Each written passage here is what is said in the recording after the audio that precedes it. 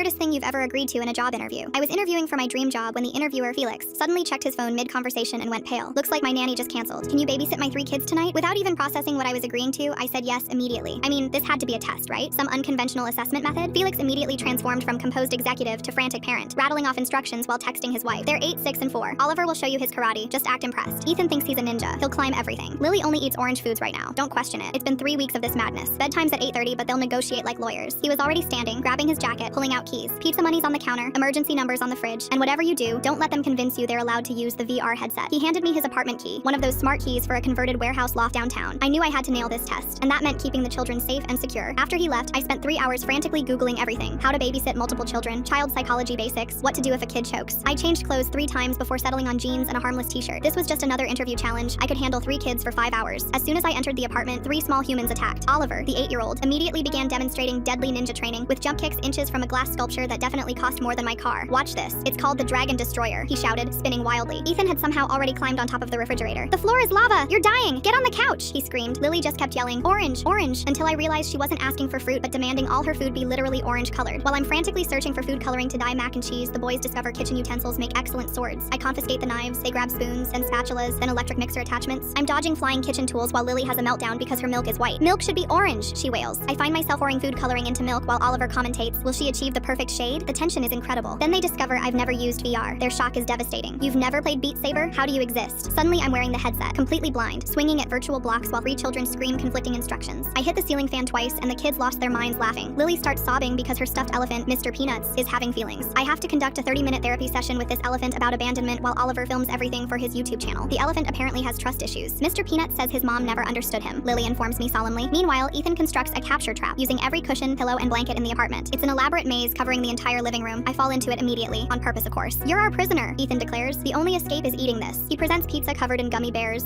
Bedtime arrives like a final boss battle. Oliver announces he's evolved beyond sleep. Ethan hides in the washing machine, then the dryer, then somehow gets on top of the kitchen cabinets. Lily demands the orange song, which doesn't exist, so I invent 17 verses on the spot. The orange penguin loves to dream of orange fish in an orange stream. They finally collapse at 10:30. I'm covered in food coloring, paint. When did paint even happen? And something sticky that might be honey or glue. My shirt looks like modern art. Felix's wife arrives, takes one look at my destroyed appearance, shoves $200 cash in my hand, says you're a miracle worker, and practically shoves me out the door. Walking home, I'm exhausted, but oddly triumphant. I handled complete chaos, demonstrated creative problem solving, and showed leadership under extreme pressure. Perfect skills that a company should look for in an employee, right? So I sent Felix a professional follow-up email about next steps in the interview process, mentioning how much I enjoyed meeting his wonderful children. He replied within an hour, they absolutely loved you. Best sitter we've ever had. We ended up going with someone with more direct technical experience, but I'll definitely call you next time we need childcare. So yeah, it turns out he just wanted a babysitter. That was it. Sometimes I still wonder if Mr. Peanuts ever worked through those abandonment issues.